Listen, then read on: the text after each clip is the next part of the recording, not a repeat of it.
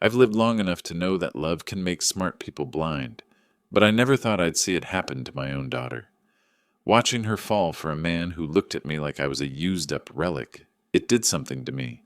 I've built houses, wired hospitals, fixed storm damage in the middle of the night, but nothing prepares you for the day your little girl brings home someone who quietly plans to take everything you've worked for. Before we continue, let me know where you're watching from in the comments. It started one cold Saturday in November. I remember because there was frost on my truck windshield that morning, and I could see my breath when I loaded the lilies into the back seat. My daughter Emily had called a week earlier, bubbling with excitement about a dinner at Luigi's on Springfield Avenue. "Dad, you'll love him," she said. "He's smart, cultured. He even speaks Italian." Cultured. That word stuck with me. My late wife used to say it with a smile when she talked about art museums or wine tastings. Coming from Emily, it sounded like a defense. Still, I wanted to be supportive. I wore my best sweater, the green one she'd bought me last Christmas, and tucked $40 in my wallet just in case I could grab the check. Luigi's was the kind of place where the candles are too dim, and the silverware feels heavier than it needs to. Emily waved when I walked in, her eyes bright. Next to her sat Marco. He stood up fast, straightened his jacket, and shook my hand with both of his. His watch caught the light, gold and thick, the kind of thing you buy on credit when you want people to think you've made it. Dinner began smoothly enough. Marco told stories about his family back in Florence, about his startup that connects luxury home buyers with global investors. He talked fast, smiled faster. Emily looked at him the way her mother used to look at me when I was young and stupid. I wanted to be happy for her. I really did. Then came the first crack. The server poured our wine, an expensive red Marco had ordered without asking, and as the glass touched my lips, I heard him mutter something to the waiter in Italian. It wasn't loud, but I've spent 2 years stationed in Naples with the Navy. I know that language like a second skin. "Vecchio provinciale," he said. "Old provincial man." I froze, still smiling, pretending not to understand. My first instinct was to call him out, but Emily's laughter from across the table stopped me. She was happy. She believed this was love. So I swallowed my pride with a sip of wine and told myself to stay calm. Patience, I thought. Let him show who he really is. As the meal went on, the tone shifted. Marco leaned close, talking about family investments, saying maybe I could refinance my house for some renovation work once they got married. He made it sound innocent, helping them build a home together. I nodded like I was thinking it over, even though I'd paid that house off 20 years ago and planned to die in it. Halfway through dessert, Emily excused herself to answer a call. The moment she stepped away, Marco took a long sip of his wine, looked me dead in the eye, and said in Italian, "Un vecchio con una casa è meglio di un figlio con un sogno." An old man with a house is better than a son with a dream. Then he smirked. That was the second crack, and this time it went deep. I looked at him, calm as I could, and said in English, "That's quite a philosophy, Marco." He blinked, maybe wondering if I'd caught it. I smiled. "Where did you say you learned your manners?" He didn't answer. Emily came back, and just like that, his charm returned. He kissed her cheek, filled her glass, and complimented her earrings, but his eyes kept darting to me, measuring, calculating. When the bill arrived, I reached for my wallet, but Marco snatched it first. "Please, sir," he said, all politeness again, "this is my treat." "Appreciate that," I said. "I'll get the next one." And I meant it, because there would be a next one. Outside, as they said goodnight, Emily hugged me tight, whispering that she'd never seen me smile so much. I lied and said I liked him. I watched them drive away in his shiny black BMW, the taillights disappearing down Springfield Avenue, and I stood there in the cold, long after they were gone. Inside my coat pocket, my phone screen glowed faintly. A red dot blinked in the corner. I'd hit record before we made our first toast, a habit I'd picked up years ago after my wife's hospice bills taught me to document everything. When I got home, I sat by the window, poured myself a small glass of bourbon, and pressed play. Marco's voice came through clear as day, each Italian word sharper than the last. And when I heard the part about my house being the prize, I realized something. He didn't just want my daughter, he wanted everything that came with her. And I was going to let him think he was winning, just long enough to show him how wrong he was. I didn't sleep much that night. Every time I closed my eyes, I heard his voice again. La casa è il premio. The house is the prize. That sentence played on a loop in my head until the sky outside my window turned gray. I sat in the dark with a mug of black coffee, listening to the radiator hiss and the creak of the old maple outside. By sunrise, I knew exactly what I had to do. The first thing I did was call my old friend Ray. He'd spent 30 years as a loan officer before retiring, the kind of guy who still reads every line of fine print for fun. When I told him about Marco's investment pitch, he didn't laugh. He just said, "Bring the paperwork if he ever shows you any, and lock your credit tonight." So I did. I sat at my kitchen table, logged into all 3 credit bureaus, Experian, TransUnion, Equifax, and froze every one of them. I even wrote my pins down on a sticky note and hid it under my old Navy medals, just in case. That afternoon, Emily called. She sounded giddy. Marco had told her he found a contractor friend who could redo my kitchen as a wedding gift to modernize the family home. I played along, pretending to be touched, but inside I felt my jaw tighten. When you raise a daughter alone, you spend years teaching her how to spot liars. You tell her to trust her gut. But when the liar wears a nice suit and says "ti amo" in a foreign accent, your lessons start to sound like paranoia. I agreed to meet them the following Friday, same place, Luigi's, to talk about the renovation. I told Emily I'd bring some of my old paperwork, and she said, "That's perfect." Marco's bringing his business partner too. For the next few days, I prepared. Quietly, methodically. I requested a title lock from the Essex County Clerk's office, called my insurance agent at State Farm, added a voice verification code, set up alerts for any activity on my deed. It took an hour, maybe less. Funny how easy it is to protect yourself when you stop pretending people mean well. Friday came fast. The air had that bitter late November bite, and I could smell snow in the wind. I arrived at Luigi's 10 minutes early, wearing the same green sweater. I wanted Marco to think I was predictable, harmless even. They showed up together, Marco in a navy suit, Emily glowing beside him, and a heavy-set man in a tan coat trailing behind. "This is Luca," Marco said. "He's the contractor I told you about." Luca gave me a firm handshake, the kind meant to impress. His accent was thicker than Marco's, his smile thinner. The waiter brought wine before I even sat down. Same brand as last time. Same server, too. "You're becoming regulars," the waiter joked. Marco laughed a little too loud. As they talked numbers, I kept my voice steady, asking simple questions. "Who's paying the deposit? Whose name goes on the permit?" Marco answered easily at first, but when I mentioned needing to check with my lawyer, his smile cracked.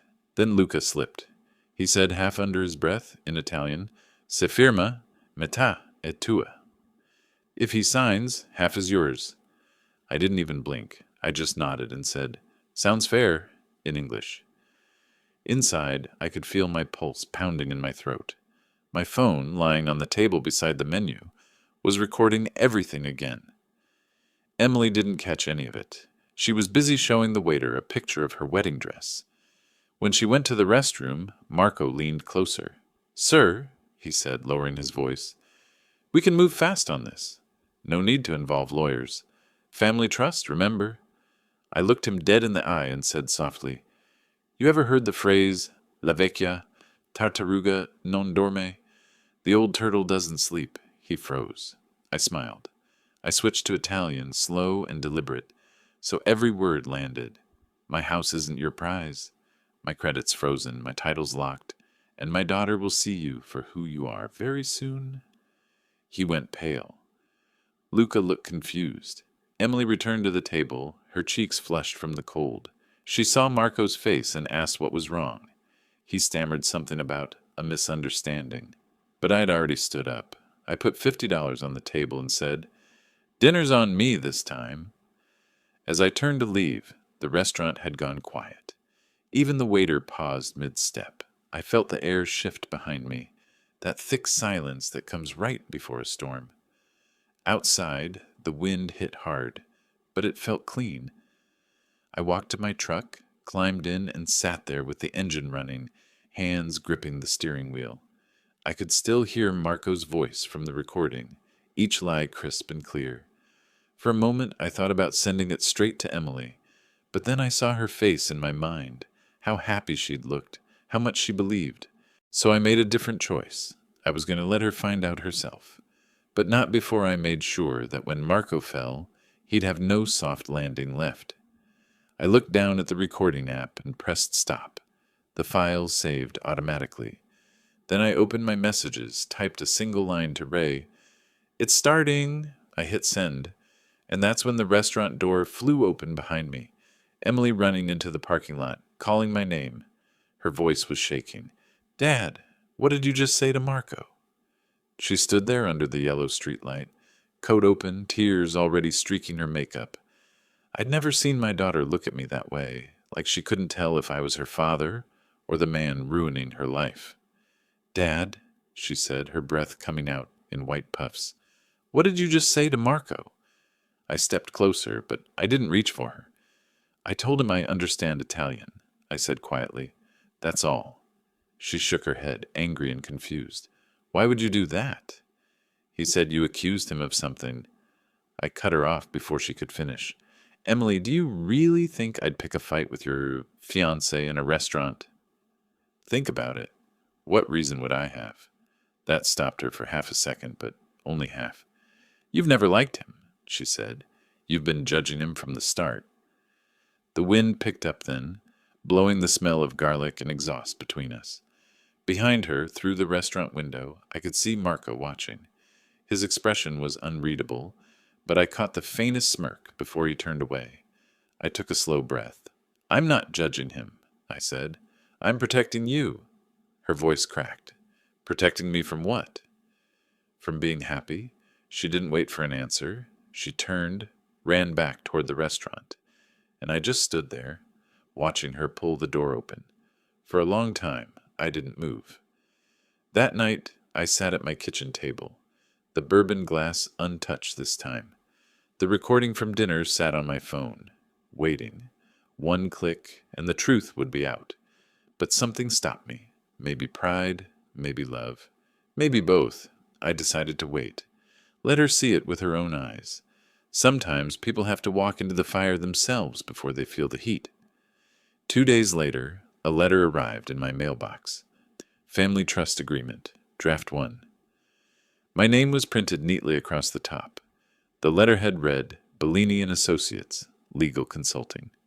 I called the number at the bottom, got a chipper receptionist who told me Marco had authorized preliminary documents for my review. She sounded rehearsed, too smooth. I thanked her and hung up. Then I drove straight to the Essex County Clerk's office and handed the letter to the property fraud investigator I'd spoken with last week. She scanned it and frowned. "This isn't a trust, Mr. Miller. It's a partial transfer of deed. If you'd signed this, your name would have been removed." I felt something shift in my chest. Not shock, just confirmation, the kind that burns slow. That evening I got a call from Emily. Her voice was shaky. "Dad, can we talk?"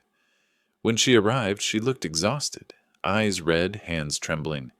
"Marco told me you're trying to ruin our wedding," she said, "that you think he's after your money." I stayed calm. "Did you read what he asked me to sign?" She hesitated. "He said it's just to simplify things." "Then you don't mind if we go over it together?" I asked. I slid the document across the table. She read in silence for a minute, then her lips parted. "Wait, why does it say primary transferee under his name?" "That's the question I had," I said. She looked up, panic flickering behind her eyes. "He said it's standard." "Emily," I said softly, I've been a lot of things in my life, but I've never been stupid. You can tell yourself whatever story you need to, but deep down, you know the truth. Her eyes filled again. I love him, Dad. I know, I said, but love doesn't mean you stop asking questions. She left soon after, saying she needed to think. I let her go. There are some walls even a father can't break down for his child. The next morning, I woke to 3 missed calls. 2 from Emily, 1 from a number I didn't recognize. Then came the text. We need to talk. Marco's been arrested. I stared at the screen for a full minute before calling her back. She was crying so hard I could barely make out the words. It wasn't just you, Dad. There were others. He took money from a catering company, some woman in Hoboken. He used fake contracts. I felt that strange calm again, the kind that comes after too many years of watching things fall apart. I told her to come over. When she did, she couldn't even look at me. You tried to warn me, she said. I didn't want to hear it. I poured her a cup of coffee and said quietly, You had to see it yourself. We sat like that for a while, just the 2 of us, the house finally quiet again. I didn't tell her about the recordings, the credit freezes, or the county fraud report. She didn't need to know how far I'd gone to keep her safe. But part of me wondered, had I crossed a line? Would she still trust me if she knew I'd been recording from the start? Outside, snow began to fall, soft and steady, coating the porch steps. Emily watched it through the window. You think he'll try to contact me? She asked. I looked down at my phone where the second recording, Marco and Luca's conversation, sat saved, ready to play. I smiled faintly. If he does, I said, I've got a surprise for him. And right then my phone buzzed. Unknown number. The message read, You think you've won, old man. This isn't over. I lifted my eyes from the screen, the snow still falling, and said quietly to myself, You're right, Marco. It isn't. That text sat on my phone like a spark waiting for fuel. You think you've won, old man. This isn't over. I remember staring at it, the way my thumb hovered over the screen, the way the snow kept falling outside like the world didn't care. Maybe it didn't, but I did. For months, I'd tried to be patient, tried to believe people revealed themselves in time.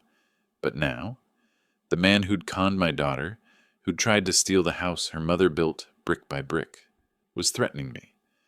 And that I couldn't let slide. So I didn't. The next morning, I drove to the police station in Millburn with a folder under my arm, labeled tabs, printed screenshots, audio transcripts, time-stamped photos. The officer at the desk blinked when I slid it over. What's this? He asked. Evidence, I said, and a warning. The man you arrested, Marco Bellini, he's not done yet. They took my statement, made a copy of everything, promised to keep it on file. I thanked them, but I didn't leave it to chance. I'd learned long ago, paper trails only work if you make them visible. Back home, I sent the same folder, minus the personal details, to a reporter at the local paper. She'd covered scams before. I didn't use my name, just signed the email, A Concerned Father.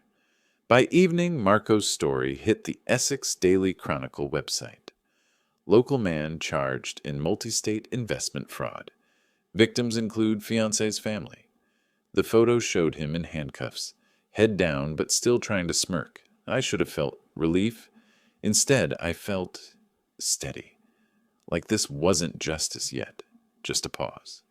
3 days later, Emily called. Her voice was small. He posted bail, she whispered. He's out. I could hear the fear in her tone, and that was the moment I realized something. The only way to end this wasn't through courts or cops. It was through truth. Plain, undeniable truth.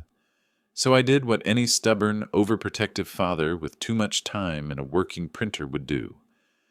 I turned my living room into a war room. Emails, invoices, the fake contractor license Marco had used, the messages where he bragged to Luca about easy targets, the voice recordings, the English translations. I laid them all out like pieces of a puzzle.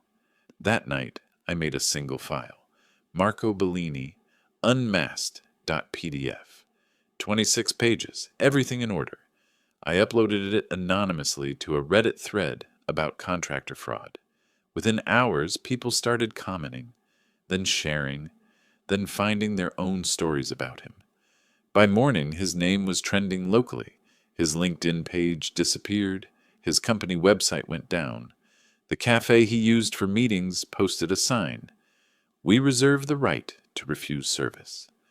Emily came by that afternoon, shaking her head, holding her phone. Dad, did you do this? I looked up from my coffee. Do what? She sighed, but there was something else behind her eyes. Not anger, not even sadness. It was recognition. You could have just let it go. I nodded slowly. I could have. But letting it go would have told him people like us, honest people, can be walked over.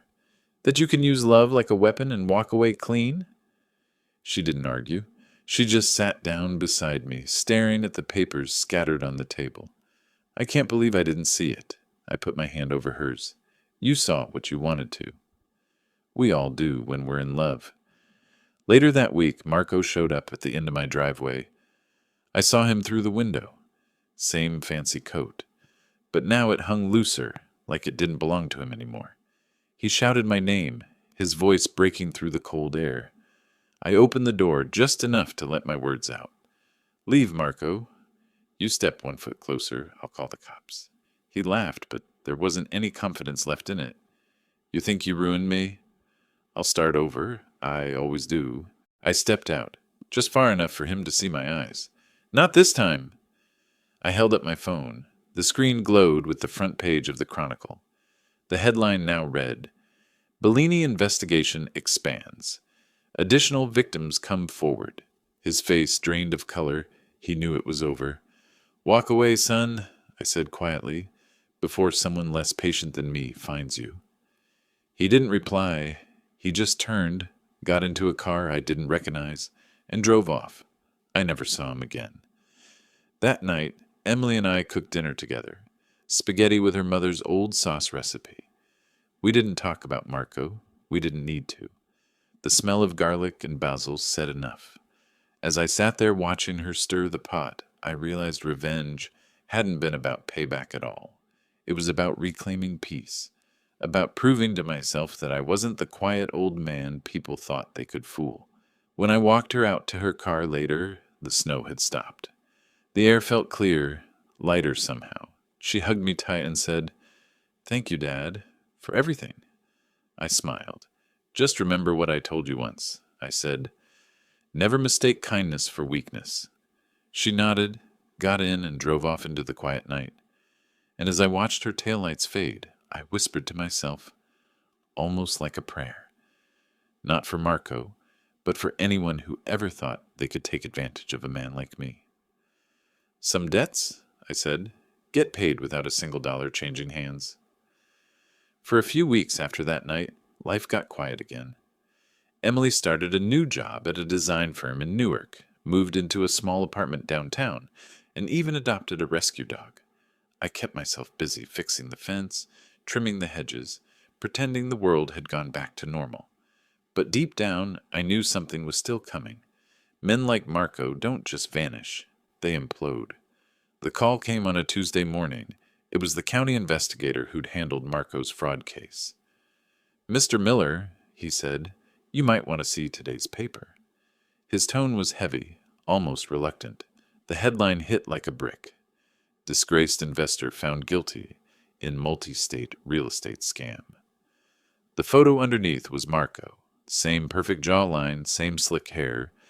But his eyes were hollow now. The article detailed everything. False contracts, identity theft, embezzled deposits.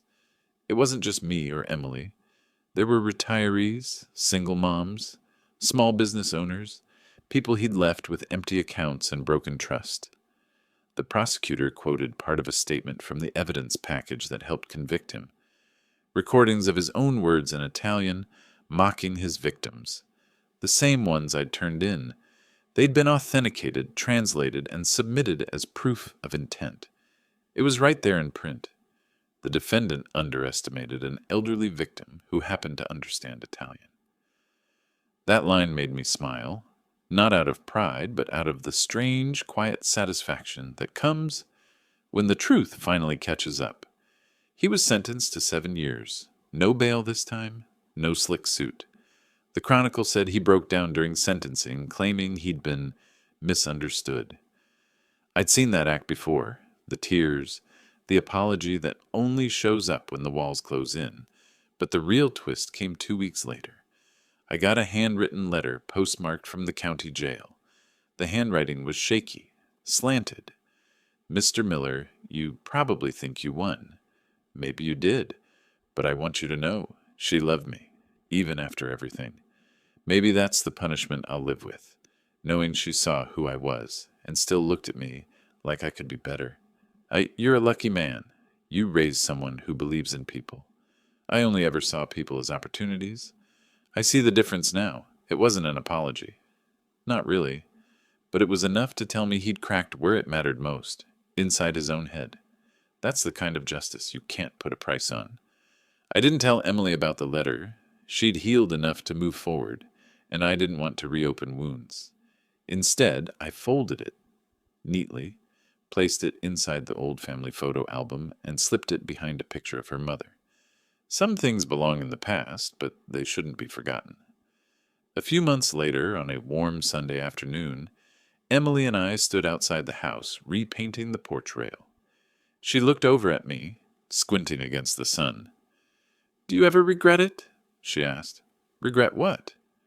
"Not telling me everything right away. The recordings, the emails, all of it. I thought about that for a while." "No," I said finally, "because if I'd told you then, you would have believed him. But when you saw it yourself, you believed you." She smiled a little, and for the first time in a long time, I saw peace on her face. Not happiness exactly, something quieter, deeper. The kind that only comes after you've walked through fire and made it out the other side. That night, after she left, I sat out on the porch with a cup of coffee, listening to the crickets. The house creaked, the way old houses do, and the air smelled like rain and cedar. I realized something simple but true. Revenge doesn't always look like payback. Sometimes it looks like getting your life back, inch by inch, breath by breath, until you can finally sit in silence and feel safe again. So, if you've ever been underestimated or betrayed by someone who thought they were smarter than you, trust me, time has a way of balancing the scales. Maybe not right away, but eventually truth finds its way home. And if you've lived through something like that, I'd like to hear it. Have you ever been betrayed by someone close, only to watch them fall by their own hand? Share your story in the comments. I'll be reading. And if my story meant something to you, stay around. There are more truths, more closures, more quiet victories to come. Because in the end, justice isn't loud. It's the sound of peace returning to your own front porch.